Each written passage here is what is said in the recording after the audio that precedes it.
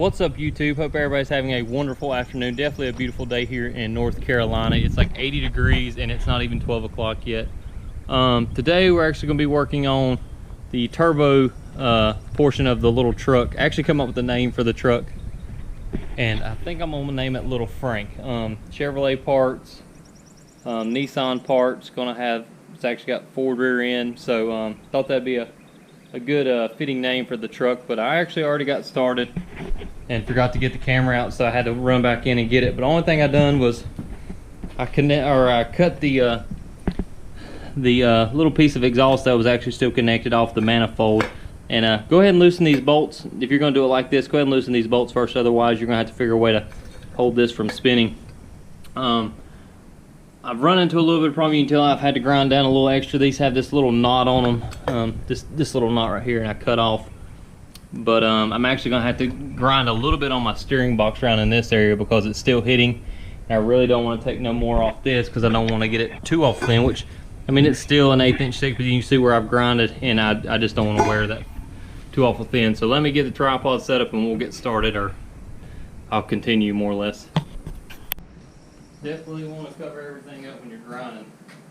That's just a given. And one reason I think I picked the name Little Frank, other than just all the miscellaneous parts, is I actually had this green truck intake already laying in the building, and I had a set of green valve covers. So because my little LF swap for Ranger, and I'll put a picture of that in the end. I'll forget to put it in while I'm doing this, but that little truck was green and it had actually the bomber shark painted on it, and everybody around town thought that was just the coolest little thing, and I honestly did too. But transmission blew up on one day on the way to work, and it sent fluid inside the cab and pieces of the bell housing, and after that it was the final straw. That was like the third motor I had to put in it, and I think that was the second time I had to have transmission built. So after that blew up, it was time to make a change, and that's when I went to the Mustang, and that was a fun ride until a guy actually offered me some money for it, and you know how that goes, money talks. And I basically got probably not really what I had in the car, but after I do a lot of wheeling and dealing, and I kind of broke even on parts, so I can't really complain. I didn't lose money, I didn't make any, but I didn't lose any, so it's just one of those things. Somebody offers you the right amount of money, you tend to sell your project. And it kind of hurt, but at the same time, I wasn't a fan of the Fox body. I am actually more fond of the coupe. But one of those things around here, if you find one, people won't way too much money for them, or they've already done them the way they like them. And same ordeal. They want their money back out of them, and they're just not worth what they're asking for. Maybe not all of them, but the ones I've looked at, it's just ridiculously expensive. I can't pay $3,500 for a car when it ain't worth $25. Or in the same aspect, I can't pay, $2,500 for a car that ain't worth $35.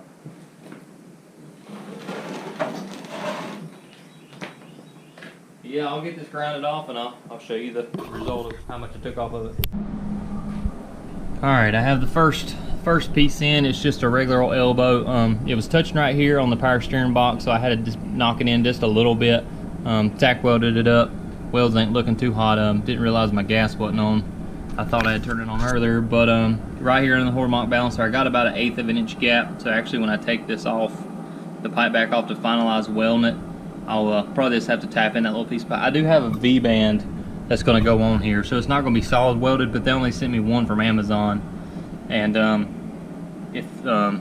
course, if you're from the United States, about anywhere on the world right now, you know about the coronavirus. So Amazon is actually not shipping. I don't know if they're shipping, but I've tried to order, and it tells me I got Prime, and it says it won't be here for another month. So I think eBay is still doing pretty good. So that's probably where I'm going to have to start getting my parts from till all this stuff is kind of gone. They're actually getting ready to shut down the little town that I'm in for the next 2 weeks. I think it starts Monday at 5. So y'all are probably going through that too. But like I said, I'm going to put a V-band in here somewhere. It'll probably be somewhere in this general area, or somewhere where I can get this manifold off pretty easy. Or I might even do it over here where, when I pull that off, I just got to spin it up. It's when I take it off, I'll just play it by ear. But like I said, I'm going to come over here. I got a few more slit pieces, but I'm going to try to end up right here with the turbo. So So what I'll probably do is just put a straight piece on there and cut down one of my elbows where it just, you know, just kicks up, and when I bring this manifold over, I might just tie it straight into the pipe instead of coming up all the way to the T4 flange. We'll just meet right there, which that'll help because where the battery box was and it looks all cut up and the metal's bad. I'll cut some of that out. So let me get a few more pieces put on here and we'll keep going.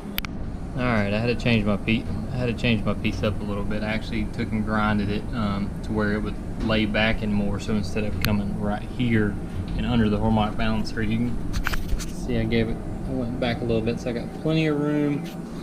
My only dilemma is where my pipe's coming up. It's ever going to be loud and proud, and it's going to sit way up here, and I don't know if I like that, or I'm going to have to tuck it low, and that means all this shit right here is going to have to come out, and I'm just basically going to have a headlight, because where the turbo is going to sit, or the way the turbo is going to sit, is basically the cold side where the compressor wheel is. It's going to be like right here. So it's kind of one of those things. I'm stuck to do it one way, and I really don't know how to get to lay back anymore because I'm already on a, you know, little angle piece or triangle piece, and I guess I could cut that and lay it back more, but you know, when I cut that other manifold, it's at least going to come right here, so I really can't go too much further back. So what I think I'm doing is just going to run it like that. I might make it go up just a little bit higher. That way, at least if the compressor wheel is high, it'll be like here where it won't, you know, sit on top of nothing. So it'll basically be first thing you see, but maybe it won't look that bad and it'll be a little bit different. So yeah, I guess we'll run it like that, and I'll throw a few more pieces together and see what we get. None of this is tacked except for here. Oh, sorry. Except for this. The rest of this is just all, like I said, it's 2.5 inch pipe, and it's got the beveled ends where it slides over. So if you decide to do something like this, definitely go this way, because you don't have to tack it together, cut it. You can literally just wiggle it and get it where you want, and you know, it makes life a lot easier. I mean, you don't have to do it that way. I think that's a lot more efficient than cutting, welding, you know, not being where you got to go back over and grind it some more. You can just slip these on. This is the only thing I've had to cut and weld so far, and once again I messed up with the gas. But yeah, that's what I got going on so far. So let's get a few more pieces on here and we'll see what we can make out of this. Well, I got the other manifold cut, and it's at an angle, so we're gonna have to try to figure out how to fit two on here. I guess this is where the turbo is gonna go, because I really can't go any further back, and I really don't want to go any farther forward. So I'll end up having to just cut a piece right here that tapers into here. Hopefully I can get to where it comes up to the top, and we should be able to do the mount the T4 to it. It's already on the turbo because I had it on something else, but we'll get this going. It's kind of a drag. Every time you cut one piece, you got to turn around and cut another one. So we'll get that piece cut and we'll see what we can do. Alright, after lots of cutting and trial and error, this is what I'm going to roll with. I'm just going to take a small piece like this that I've got at the angle. I'm just going to overlap it just a little bit, which is, you know, no big deal. And I'll actually weld these two together, then I'll smush them, because what I'll put my T4 on here and I'll just see how far I need to come in, and worst case it might not have to come in too awful much. I imagine it will, but we'll find that out together. But yeah, I'll just pinch these together because this has become a pain in the keister, because I've cut probably 3 pieces, and every time I cut one it's ever at the wrong angle, or you know, you basically, if you've ever done this or done anything with exhaust, you know how it goes, and I'm over it. So this will work, and it'll look halfway decent. So let's get all this buzzed together, see what it looks like. Alright, I got the piece made. It ain't the prettiest looking thing, but this is going to go on the passenger side. Of course, this is driver's side. And I welded the gap inside, which my welder kept skipping on me, so like I always do, I'm going to have to get the generator out. It's on the back of my truck, and I'll weld all this to make sure it's going to be strong. And I'll take that manifold off and I'll weld all that up. But like I said, I took and done studs when I put this on a different vehicle. I welded the backside of all these with my welder, but of course it was with the generator. So they're pretty good, and they've worked before, so I'm going to leave them alone. And I got to get another one right here, but and weld it in. The other side's open. So yeah, that's how it's going to work. And like I said, with the studs, you don't really have to, you know, try to squeeze all the pipe in here. You can do it the way I done it, or you can do it the way you want to do it. It's just the way that, of course, I'm gonna do it, because that, to me, that's a lot easier, a lot less hassle. And yeah, so when I get it all buttoned up, it's going to be the hot side. I probably won't put the intercooler and stuff on today, but like I always say, I might, because I don't like sitting around doing nothing, and it's only Saturday, and I don't even think it's 2 or 3 o'clock in the afternoon. So hopefully I'll have all of this done by the weekend, but if I don't, no big deal. I'll see you when it's done. Well, it's all welded together, and honestly, it looks like ass. But that's fine. I ain't trying to win no awards. Where I had gaps like this one right here, it looks way bad, but the way I filled it, instead of doing, you know, just your regular U-sheet and keep going up, what I done is I would start at the top and drag down.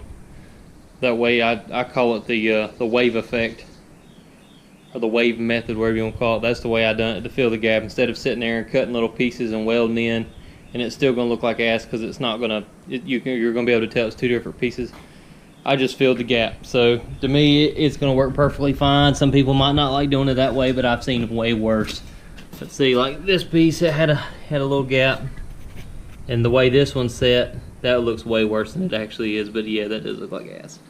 But my welder kept wanting to skip on me, and the generator kept bogging. So, but where my welder did work, you know, if it was like perfectly clean metal, it welded pretty good. So I mean, I can't complain. It's gonna work. It's gonna be fine, and most likely it's gonna be wrapped in header wrap and painted black. I might have it powder coat. I got a friend that does powder coating, so I don't know. Like I said, it don't look good, but it'll work, and I've seen way worse. So, you know, it's one of those I probably shouldn't show, because it's gonna make everything else look kind of bad, but it'll do. So let me get this to put on there. I'm gonna have to let it cool down for a little bit, and I'll put the gaskets on and figure out where I'm gonna put the V-band, if I am gonna worry about it, because this slip style pipe, it shouldn't leak that much. But yeah, we'll go from there. Let me get it on and we'll see what it looks like.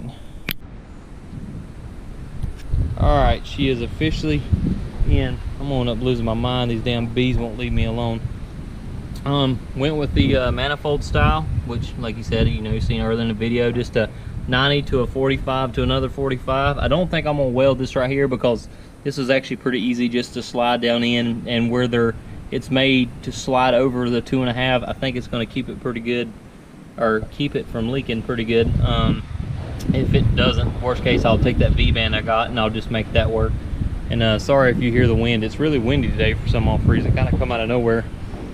But yeah, it's not the prettiest in the world, but I'm not trying to win a beauty contest, so it'll definitely work. I actually welded my blow-off valve on there. That, yeah, not my blow-off valve, my wastegate that I had laying in the building. I forgot to video that, but that's really nothing. I just drilled a 1.5-inch hole and just welded that on there, so that should work pretty good. I think I'm actually have to cut the intercooler out a little bit more than I expected, because this is actually going to have to make, you know, 45 to another 45. Well, let's see, go straight 45 back in. So I have to cut a little bit more than I expected, but that's not really that big a deal. Like I said, that'll probably be in the next video or so. I'm not in any rush to get it done, because everything here in North Carolina is shutting down, so I'm pretty sure the drive shaft shop's not going to be open, and Amazon's not sending. I think I might have said that earlier in the video, so kind of going to be hard to make some progress when you can't get parts. But that's it for this video. Hope you enjoyed it, and stay tuned.